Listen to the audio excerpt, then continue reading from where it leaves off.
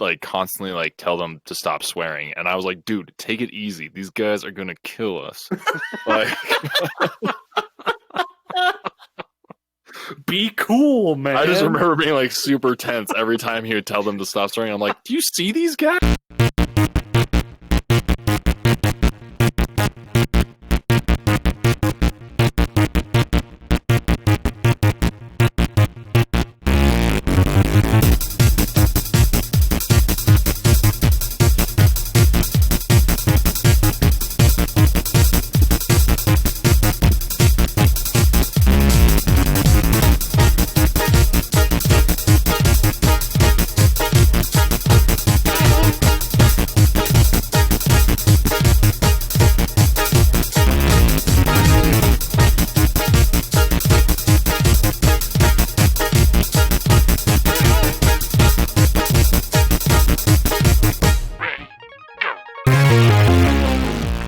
Welcome to the Rewatchers on the Pod, where we are in week 3 of our Guilty Pleasures, where we have each selected one of our Guilty Pleasures to watch. You are here with me, Tyler Harris, and Gwen Hammer. Justin Hammer. Tyler McKinley. And this week we watched the classic Con Air, which for years I just, in my mind, was directed by Michael Bay. Because it totally seems like the type of movie that would be directed by Michael Bay. Because he also directed The Rock. And I think I get these movies confused a lot.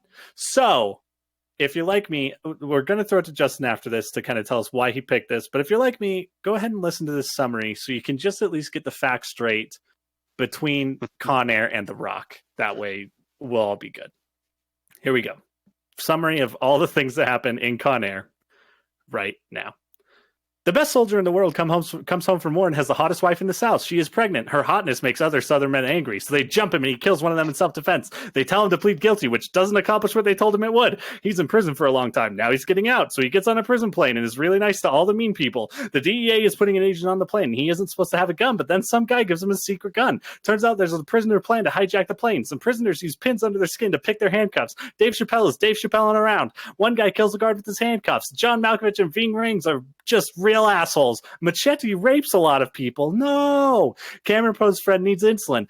So he's not going to get off the plane in Carson City, but they put a bunch of hoods on some guards and puts them off in Carson City, and then Swamp Thing gets on, and that guy can really drive a plane, and he does that. He drives a plane, and then he takes the transponder off, and Dave Chappelle takes the transponder, and he puts on another plane, and that plane takes off with some tourists that goes some other way, and so the FBI is following those people while there's a bunch of other prison shit happening on this plane, and Nicolas Cage just woke it off this plane because his friend needs insulin, and it's really a whole PSA about the importance of insulin and a metaphor for skyrocketing prices of insulin, this fucked up medical economy, and Nicolas Cage is the only one who sees it, and so he is just really, really devoted to finding this man some insulin and saving his life, so that at the point right after he gets the insulin, he can sacrifice his own life.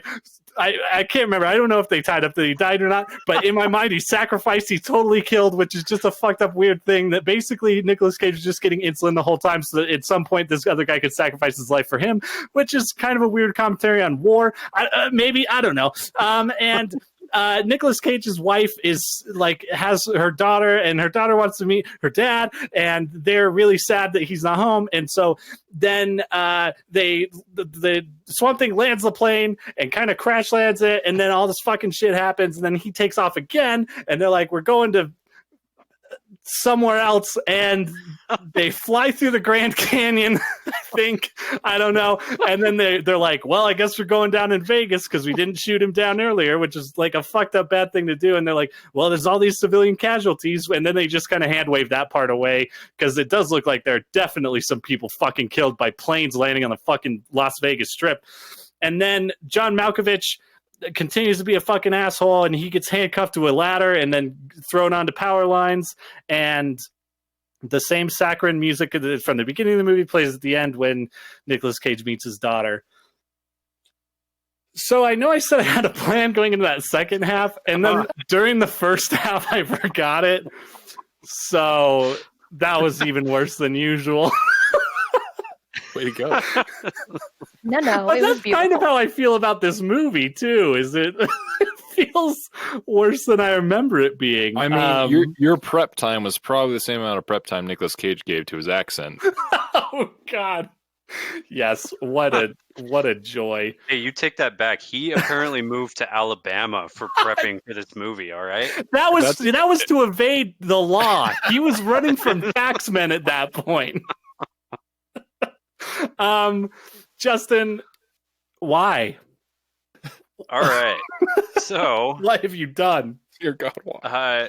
yeah. I remember like Sundays we would frequently just end up watching whatever was on network television at the time, or like cable TV, kind of like USA Network, TNT kind of stuff. Sunday afternoon movies when I was growing up.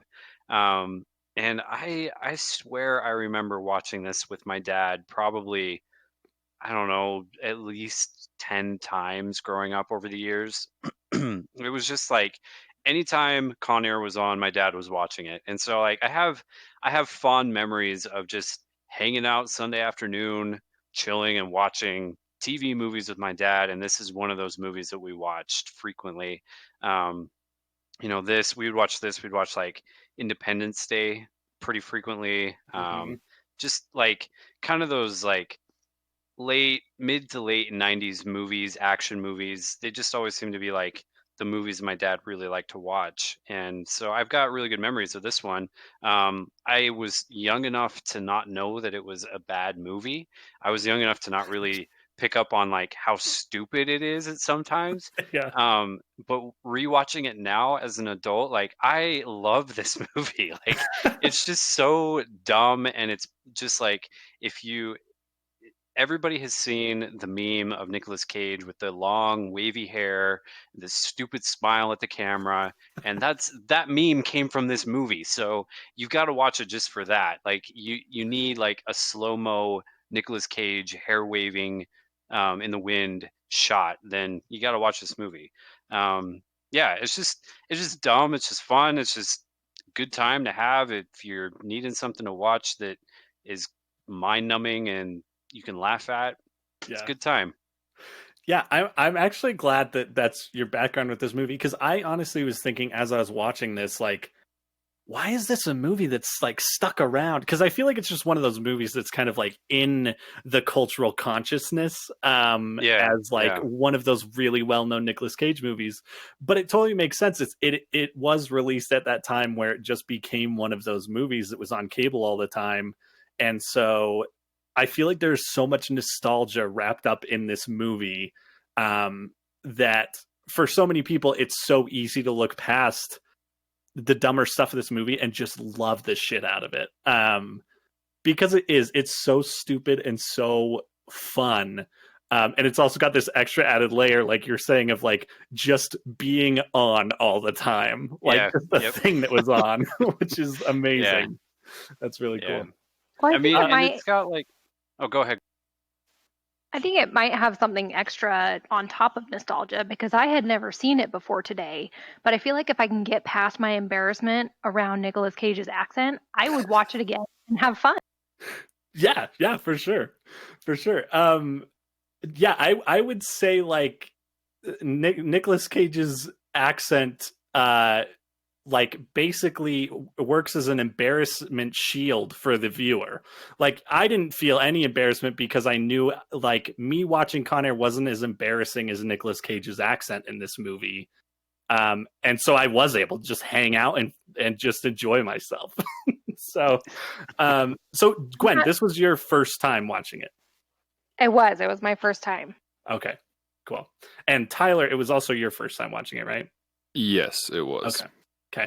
Well, why don't you guys, Gwen or Tyler, do you have like specific moments or things that stuck out to you that were like maybe not quite what you expected, or just weird, something weird in this movie that you want to kind of kick off the conversation with? The part that kind of surprised me that I weirdly enjoyed was it Dave Chappelle getting stuck in the landing gear? he just kind of disappeared, and I was like, huh, that's a weird ending to that character. And then all of a sudden, I just found it really an amazing turn of events that he was stuck in the landing gear and dead.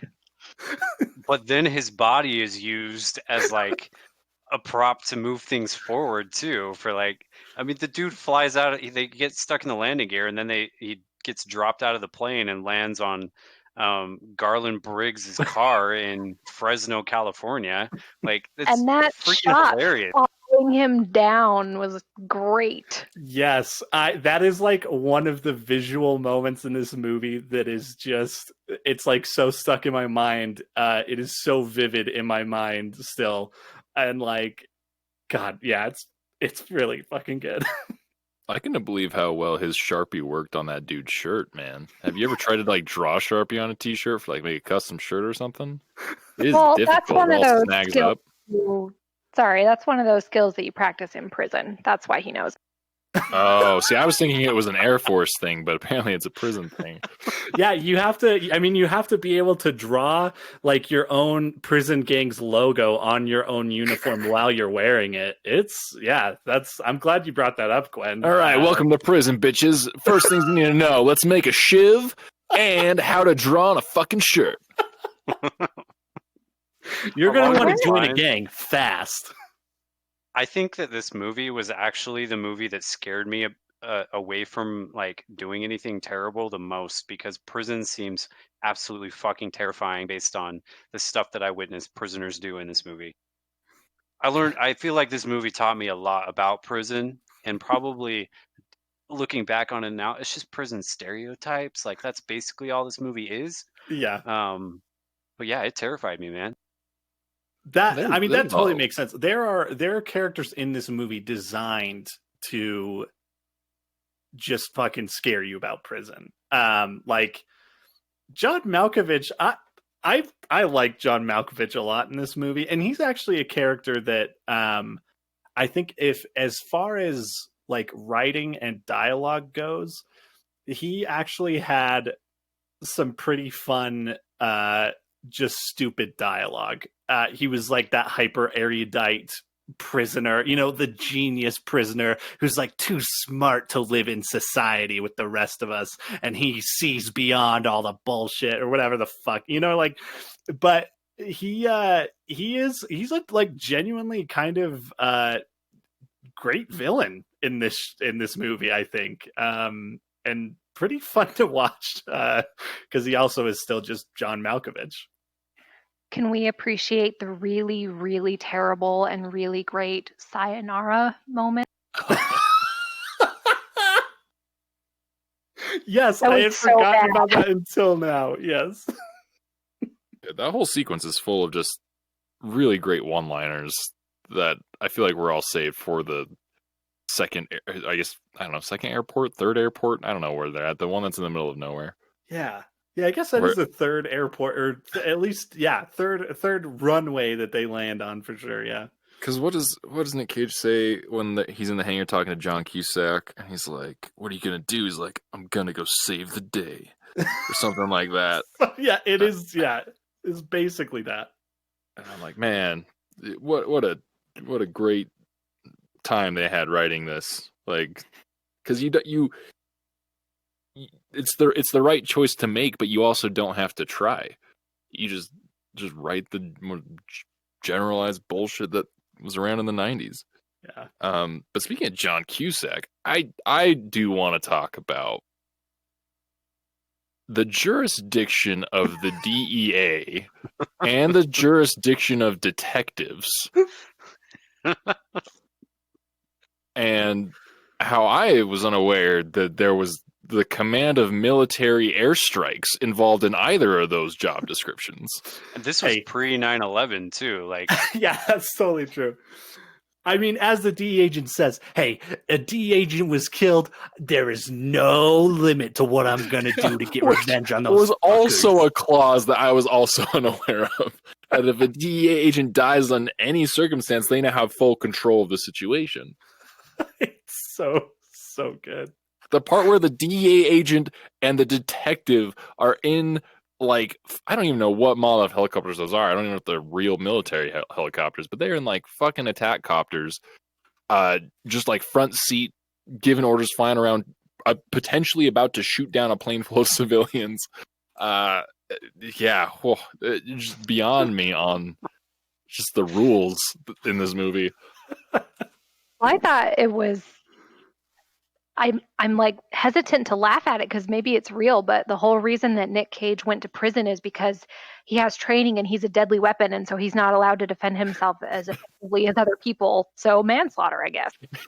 Involuntary manslaughter. Yeah. Oh my gosh. Oh my gosh. And then something that pissed me off watching like the whole ending of this movie, I was like, it just made me sad because I knew in real life there's no chance he would be getting out of prison. He's going right the fuck back. Like, it doesn't matter if that played out exactly like that. He is staying in prison. Yeah. What's going to happen? They're going to come to put cuffs on him, and John Cusack's going to be like, "Nah, he's cool, man. He's cool. He's cool." I have jurisdiction. My DEA friend over here says he can go free. Yeah. Jeez. Oh my god.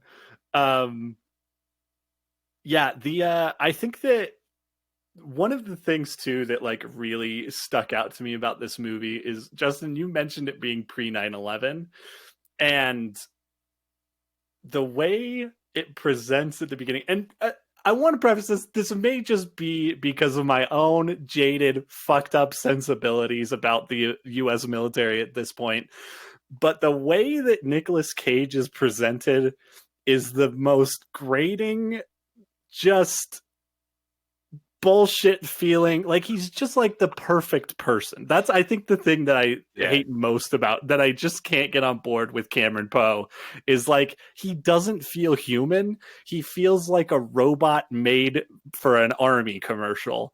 And he's just, I don't know, like that opening scene leading up to him killing that guy is just, I like had to keep my eyes from rolling at some points, and that may have been the musical choices in that scene too. But woof. I was thinking like something that I try and be aware of with movies that I watch is like being aware of the like sort of the propaganda element of like the military is going to be funding part of this movie in an attempt to, like, I mean, we know of like all these movies that have been kind of like they've received money to like from the government to help make the government look good or whatever. Like, Sure. There's that whole aspect of things, and I was thinking like, that's something that I'm aware of. I've been hyper aware of, I think, for the last few years, and looking back on movies since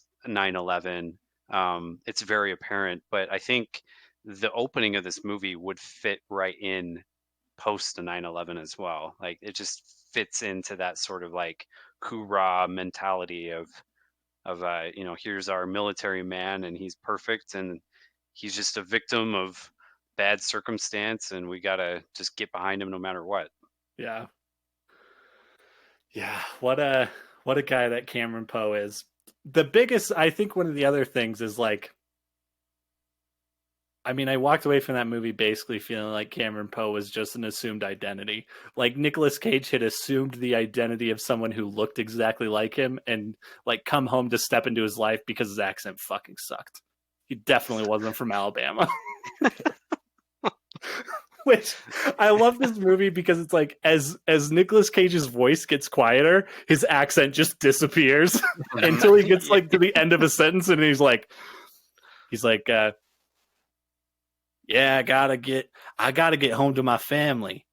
And that's why you need to stay here. And we can get you some insulin to cure your diabetes.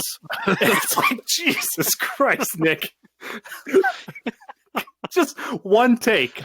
Just one solid. I just need you to learn to say these 3 sentences all at once so we don't have to cut to a different edit again. Please, God. Yeah, so what a nightmare. I personally am notoriously bad at accents. To help me not suck as much, I find a phrase that I know I can say in the accent, and I begin my sentence with that, and I end my sentence with that. Which is, I feel like he did a couple times with my daughter's birthday was his thing. that he knew how to say in the accent, even though it still sucked. That was like the thing that activated his Alabama protocol. What I I don't mean, oh, go ahead. Go ahead. I don't know if it was because I was so embarrassed by the accent or just bored by the character, but I realized by the end of the movie I was just ignoring Poe, and I would look at my phone when he came on screen, but I would look up and pay attention to the rest of the character. That is a totally fair reaction. I honestly, there are some really, amidst all of the kind of like prison stereotypes that we've mentioned, Nick Cage, uh, Dave Chappelle just being in there, which is pretty great. There's some really weird and extreme choices they make. Um, I do want to talk. I want to get everyone's read on the Steve Buscemi story arc in this Yes. fucking movie. Mhm. Because what in the hell? Like, No, I no, like didn't remember that much at all. Like, I remember them bringing like this Hannibal Lecter onto the plane, but I didn't. First of all, I didn't remember it was Steve Buscemi. And secondly, I did not remember him having like a story away from everyone else, which is totally fucking unnecessary and super weird. yeah, you can yeah. cut his character completely from the film and it changes nothing. Yeah. Which I think is probably like a gold mine when you're cutting down something for TV time. You're like, let's get rid of this fucking guy and sell a couple more ads. And man, we're going to be making a shit ton of money on this movie. Now I have Did no he? idea. Was he like set up as like a possible sequel thread? Like they're going to follow like his character somewhere in like Con Air 2 or something? Like I have no idea what actually happened. Did he find Jesus with that little girl? Because like they sang that gospel song together and then he was singing it on the plane and he didn't kill her, and I don't know, it was super weird. I found God in a little girl in a swimming pool in the middle of the desert. Yeah, I mean, that happens. That happens. I mean, it can't be more than an hour after he's begun telling Nicolas Cage's story about killing a woman and wearing her head as a hat as he drove for 3 hours or whatever. To which Nicolas Cage responds, I'm glad that you brought this up, Tyler. It's my daughter's birthday today. Don't tell me this shit. Which definitely on to his ticks, I think, as an actor. That's amazing. Yeah, it's so weird. And like, they put so much unnecessary weight on it, like how you don't know the fate of the girl for like, I don't know, like that 10 minutes or whatever until you see her wave at the plane as it's flying away. Like, it is so, and it feels, I don't know, it doesn't even like feel gross enough to warrant that much attention. I don't know. It's so, I was so blown It away. almost like feels wholesome throughout the whole thing. Like I don't know, just the way that Steve Buscemi's character is presented after they have released him, which I think is like a fun take because they're so scared of him and he's just this calm, collect, mild mannered person. But then just the whole scene in the pool, I don't know. I mean, it's like they wanted there to be tension, but I didn't feel it because he didn't feel menacing anymore. I don't know. Yeah. Well, I think that's a thing where it's like, that's a weird character to write because it's like the biggest thing he does in the movie is not kill someone. Yeah. You know what I mean? It's like such a passive, I don't know. It's such a weird character, which I think that's part of maybe why he feels that way, but yeah. Also, Steve Buscemi just being Steve Buscemi, like he feels like less weird than most Steve Buscemi characters, I feel like. Yeah, I agree. But yeah, what other I mean, are there any other standout characters that you guys like had big reactions to or liked or really disliked? I really like Swamp Thing. He's a pretty minor side character other than the fact that he's the only one that's flying the plane. But I don't Gwen and I, like, I feel like the entire time we were watching this today, it was like, where have we seen this actor, or like we recognize this person's face, and what other things have they done? And Swamp Thing, it's MC Gainey, I think is his name. Yeah, I'm looking at IMDb right now, and I don't think I recognize him from anything else. I thought for a moment that he was the guy in Happy Gilmore that wears the shirt that says like guns don't kill people, I kill people, or I do, or something like that. That Shooter has to like hit the ball off of his foot at the end of the movie. I thought it was that guy, but I don't think it is. But I wanted more of him. He seemed just kind of like again, just a stereotypical character of some kind. But I enjoyed him. I thought he was cool. Yeah, He was Tom Friendly in Lost. That's okay. Yeah, I was gonna ask. I think that's the only thing I recognize him from is Lost. But yeah, he is a really he just has that energy. I feel like he's like one of those actors that's just blessed with being like, man, you're just such an easily discernible type. Get him as like a slightly threatening but like amiable dude that people can like, but then he also might just stab someone in their head or whatever. Yeah. Yep.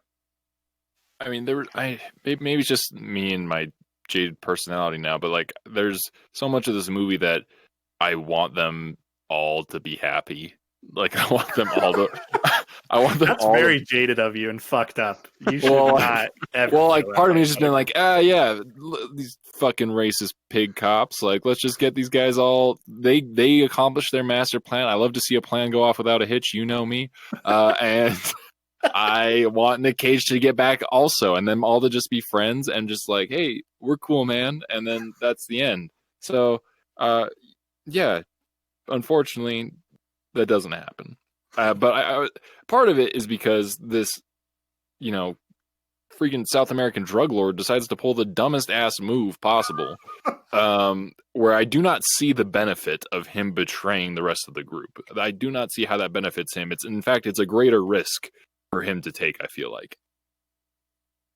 Yeah, that's honestly, that was like one of the parts that was like real hazy for me, is like when Cameron Poe just runs into those three like drug lords that are hiding also in the same place that they are, because they're supposed to give people rides, but they don't have enough space.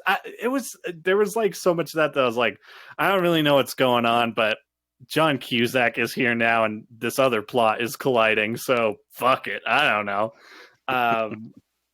Which is I think the best attitude to watch this movie with is just fuck it. I don't know. Just watch this shit. But yeah, that stuff is really funny. It's so funny because they introduce. I feel like they do a pretty good job early on of like, just introducing you to all these characters, and like they are I found them to be at least distinct enough that I got who the characters were in that first act. But then I feel like when they landed a second time and then we're just like, and here's 5 more guys, or like, I was like, okay, now it's too many. I don't know how many people are at this party. I don't want to know any more people at this party, but they're going to become important to the plot at some point. How do they all know each other? They're all in different prisons. P mail. That's just prison mail that it can only be delivered to other prisons. I thought you were like saying something like they wrote it with their pee and then you like reveal it with like lemon juice or something. Oh, you didn't let me finish. It's letters that can only be delivered to other prisons, and it has to be written in your pee. Yeah. Okay. Oh, God. This is actually how Mark Zuckerberg got the idea for Facebook when he was in like junior high. He saw a prison movie. He was like, that makes sense. We should all be living more like prisoners. And I should know everything about everyone. I want the prequel of John Malkovich orchestrating everything prior to boarding the plane. Yeah, just like the Shawshank to this movie. Because Shawshank is a prequel to The Green Mile. Fuck. I I want to know how he got the I see materials what you for mean. the bomb. Yeah, I am so confused. Where's he getting that Prison stuff to people make are fake really bricks out of? smart. He's really smart, okay? And he's in prison, so he's got time to figure everything out. This is why you don't go to prison, because there's people like him in prison. But they're getting out.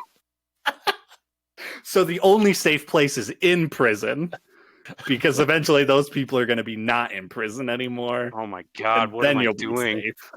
I gotta go commit a crime. I'm going to just stop paying my taxes. But that actually won't help because I'm white and I won't go to prison. So, so hard to get into Oh, I thought that was the prison. only thing white people went to prison for. That's true. But then there's just so much tennis going on. It's hard to plan stuff when, you got all those sweet tournaments. You could join the military and then commit involuntary manslaughter. I By, could like- make my body into such an amazing weapon. You could be halfway into your car and then decide, no, I need to step into the middle of these three dudes who are clearly drunk. I mean, if I can't get arrested for pulling a gun on someone, I will become the gun. I like how they said in the movie too. It's like, oh, it's to defend his wife's honor. I'm like, I'm pretty sure in that second scene, they were just heckling him. Like, True. it's his own ego that he went to prison for. Also, he's kind of a piece of shit if you really think about it. Because, like, I mean, I get it. You want to like try and save your friend, but the lengths in which he goes to possibly abandon his family forever. I don't know. There's a moral quandary there that I'm not sure if he falls on the side I am comfortable with, I guess. I don't know. No, I am. I'm pretty sure I'm right there with you because, I mean, this guy basically throughout this entire movie has proved that he's unable to make a choice against this rigid, weird moral compass he has. I give him 2 years. He's 2 years out, and he's gonna fucking kill some dad at a soccer game. He's gonna be right back in prison. I also don't understand why he had to be like such a contrarian hard ass when he saw John Cusack. Like, this is my ally, but I'm like, he just like used to buddy up with him for some reason. It was weird. That's part of why I feel like there's not enough evidence for him to stay out of prison after these events. Is just his little interaction he does have with law enforcement. He fucks up pretty bad. Yeah. Prison does things to you. I told you, this movie terrified me about going to prison. It changes your entire outlook on life. Well, Justin, which was more effective? Was this movie more effective for that? Or when they brought in the inmates in high school to talk to you? Which one gave you the better insight? I don't know. probably this movie, actually. Because those guys just didn't seem like they cared about what they were doing, honestly. Oh my gosh! So that when they did that in high school, I don't think I was in that class with either of you or any of you. I won't mention names, but there's someone we all know who after the class was over and they had left, they were like, one of those guys was my cousin. I had no idea he was coming in here.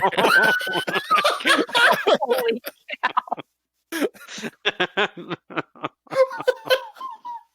I think I know who you're talking about. Yeah. can I I'd forgotten know about that. recording? Now. Yeah, I'm gonna need to be filled in on this for sure. That's amazing. That is really amazing. I will say another part of this movie I would cut out is basically Machete's whole character. What's that actor's name? Why did I just forget? Danny Trejo. Yes, thank you. What a I've fucking woof. Ugh. If I've anybody only ever knows seen about prison, it's him. Spy Though. Like, Yeah, what did you say, Gwen? I've only ever seen him in Spy Kids other than this. So Really? Yeah.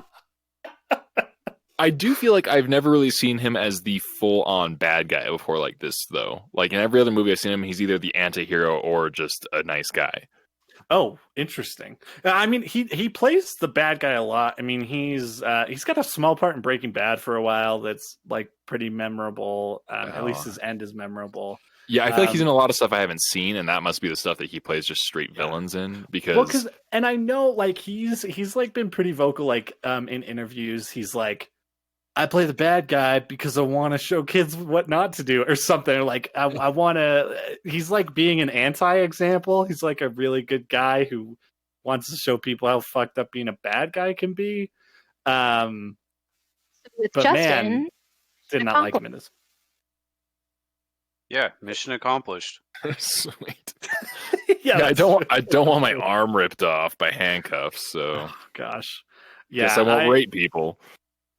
Yeah, that was some of the like dialogue in this movie that I was like, oh man, oof. This is a wild thing that they did. Yeah, that was one of those moments that I feel like this movie's rated R, but it feels like it almost should have been PG-13 at points. Like, Yeah, his arm's off, but it's like you don't see any of the gore. You don't see, you just kind of see the close up of the arm and then him getting taken off.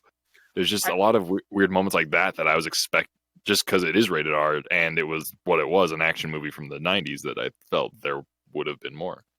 I mean, is the like goriest part of this movie probably when they take over the plane and the guy kills that guard with his handcuffs? Because I feel like that's pretty like gratuitous. Probably, but other than that, there's not a whole lot. I don't know. Like violence. They even cut away from the end of the movie when Virus gets his head smashed too. Like even that is cut away. Oh my gosh, I totally forgot. Okay, where the fuck is he? Where are they when he gets his head smashed? What is that device that kills him? How do you get there in the script? Like how do you go from fire truck chase scene on the Vegas Strip to random wherever the fuck that is? I do not know. And a weird machine with a height like a piston or something. I'm baffled. well, especially if it goes from like the Strip and tourist populated Vegas, and then all of a sudden there's that thing off the side of the road. Yeah, and like a factory is I want to be in the writer's room for some of these moments, and that's I want to be in the writer's room for the DEA jurisdiction decision, that one, and the time when they found out they got Dave Chappelle to be in this movie.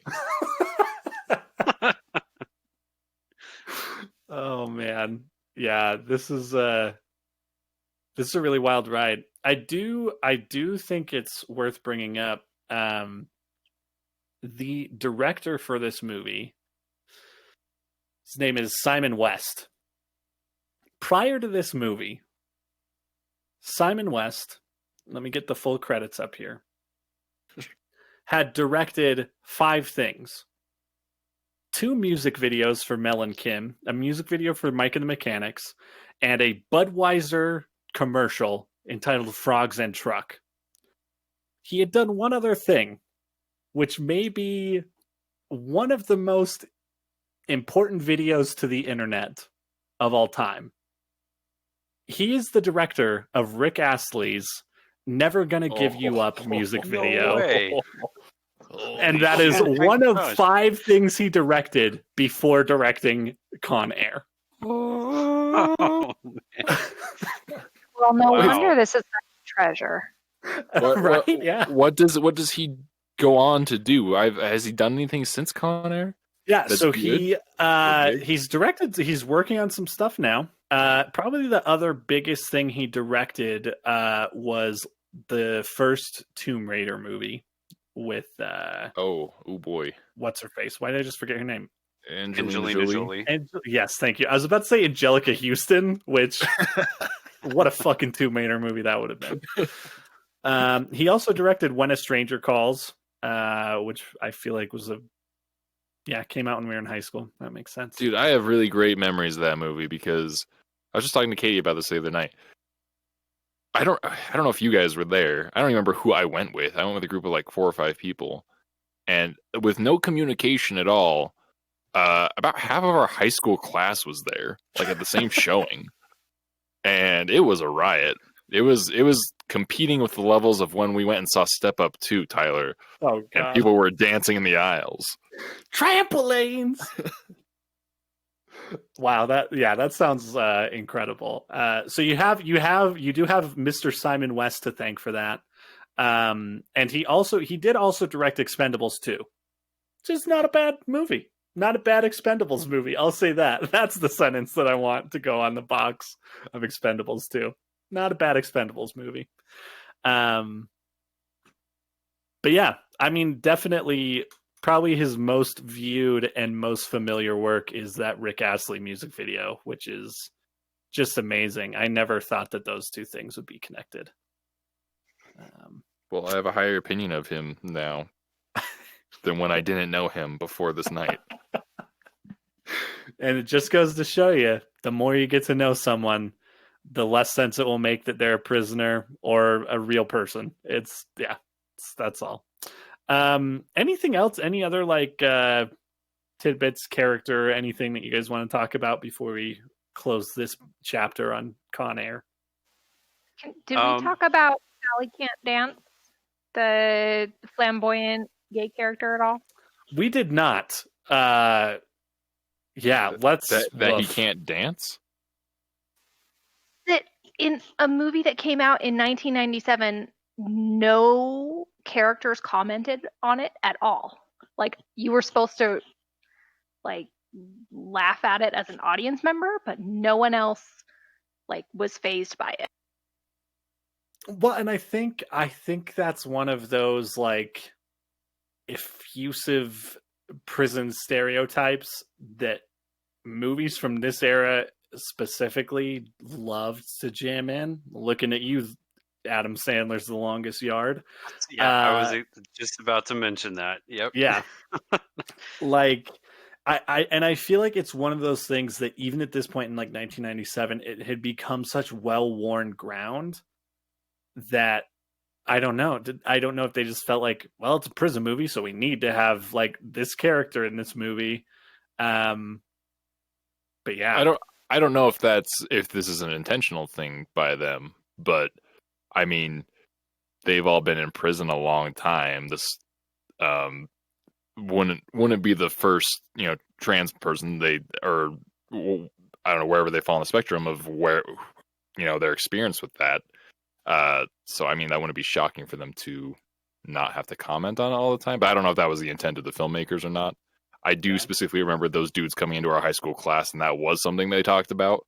In fact, our mutual acquaintance's cousin was the one that brought it up, and I won't tell you how he worded it, but he just said, reference that it's a thing. Maybe I'm just not familiar enough with the 1990s prison movie genre then. I would count that. I would definitely put that in the win column. That's nothing to be ashamed of. It's a troubling. It sucks. It's a bad thing. And it's definitely there are definitely things about this movie that have not aged well. And that is absolutely near the top of the list as far as that stuff goes. It felt almost weirdly progressive because none of the characters made fun of him or beat him up or anything. It was, I don't know, it was just weird. Yeah. Yeah, I don't think it's the most egregious of that time era by a long shot, but it's definitely something that doesn't. I don't know. I think you can include that character in there still without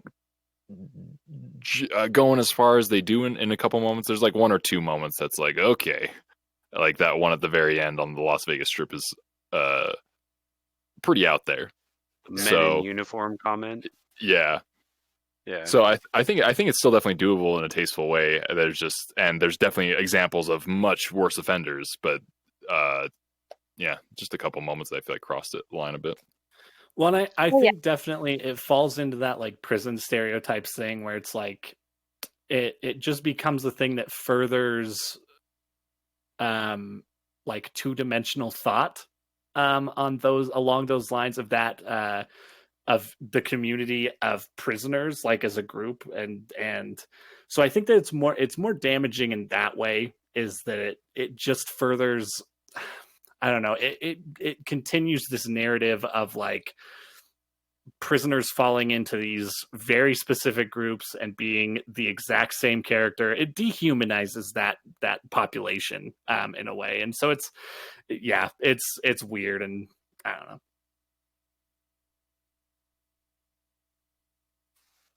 All right.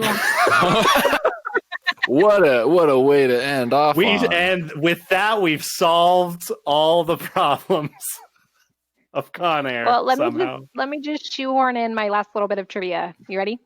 Willem Dafoe and Mickey Rourke auditioned for the part of Cyrus. During Rourke's audition, he improvised by producing a razor-sharp Bowie knife, both terrifying and impressing the director. That's like the most Mickey Rourke-esque story. Fucking nightmare. Yeah, that's I mean, I could see either of them in that role pretty easily, I think. Yeah, that's super interesting. Have you guys seen a lot of Mickey Rourke movies? Have you seen him in like a lot of stuff? I don't think so. I think I've only seen like 2. Yeah. I mean, I've seen like 3, because I forget about Sin City that he's Marv. Oh, that's right. I always forget about that. That's right. That might be the only Mickey Rourke that I've seen. He is in Iron Man 2. Yeah. Okay. Yeah. And the movie I always think of is The Wrestler, and that's become such a specific thing in my mind that I just think that that's what Mickey Rourke is like in real life, because it probably is what Mickey Rourke is like in real life. But yeah, anyways. Well, cool.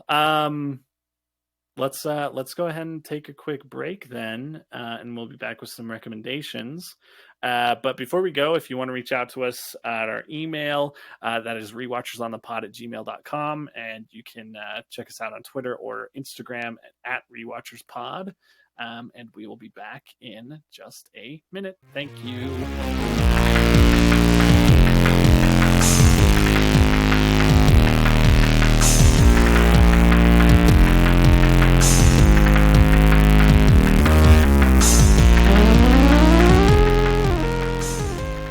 Welcome back to the recommendations section of the podcast. Gwen is going to kick us off with some recommendations this week. All right. So I finished another reread of Cranford by Elizabeth Gaskell. And have any of you guys ever read it or seen the serial?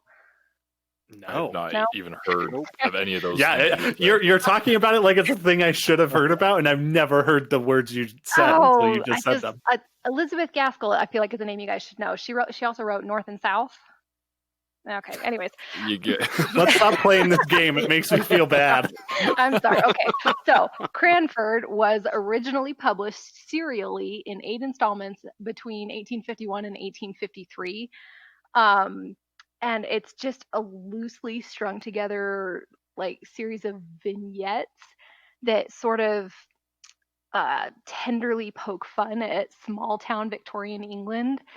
And it's just so sweet and so funny. And I have such a profound love for the ridiculous, tender ladies of Cranford.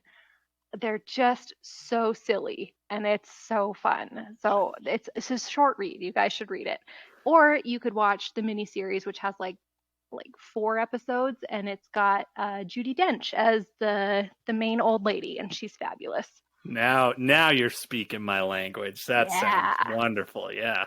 It's also got oh shoot, who's Umbridge? What's her name? Dolores. Well, yes. It's got Dolores. She's Imelda Stanton. Imelda Stanton. Yes, Imelda Stanton is Miss Pole, and Jim Carter is a minor character in it as well, and it's just soulful and delightful, and I love it. Okay. Is this? I remember the first time you watched this and how much you liked it. And I can't remember, is it kind of a similar thing to like Pride and Prejudice? Like sort of, Yeah. I mean, it's not a love story, right? and it's Yeah. about a bunch of old ladies, a bunch of old Okay. unmarried ladies, rather than young attractive people. But it's it's So it's like just Jane Eyre meets the delightful. Golden Girls. Exactly. I'm so glad you Exactly. made that joke. I was about to. You're a god. But So well, yeah, it's just us becoming the same person again. So I'll read Cranford. That sounds really Um, interesting. So when you say vignettes, are they like all of the characters in all the short stories? Is it kind of like a thing like that, or is it Mostly, okay? it's mostly got the same four ladies, and then another two or three um, secondary characters, and then like even third string characters come in and out through the course of Okay. like, I don't know, 10 stories. Um, but yeah, it's great. And then I'm also reading The Pillars of the Earth by Ken Follett, which is Kingsbridge #1. Didn't know before tonight that it was actually a series. But it's 12th century England, and it's a monk who's trying to get a cathedral built, which sounds super boring. And I was reluctant to pick it up because that sounded boring. But it's great. It's so full of drama and intrigue, and it's made me really interested in a cathedral getting built. And there's a tradesman or a builder who you're also following his story, and and an earl's daughter and a disgusting rapist, and it's fantastic. Cool. That's yeah, that's like another one of those books that I feel like has been on the periphery of my knowledge for fucking forever. Like I know I somehow have an emotional reaction to hearing the term the pillars of earth. Is that what it is? Whatever the fuck that is. Like without knowing anything about the story, I'm like I've seen that book like on bookshelves 30 million times and I know nothing about it. So It's a good. how many books are in that? It is a series, you said? Yeah, and I didn't know that until tonight, and I don't know how many are in the series. Oh, okay, cool. Hang Yeah, on, let that's me. interesting. It's not coming up. Never mind. Okay. Well, cool. Yeah, that's I'm interested to see more what you think about that one for sure. Um, did you have anything else to recommend, Gwen? Oh, that's it. Okay, cool.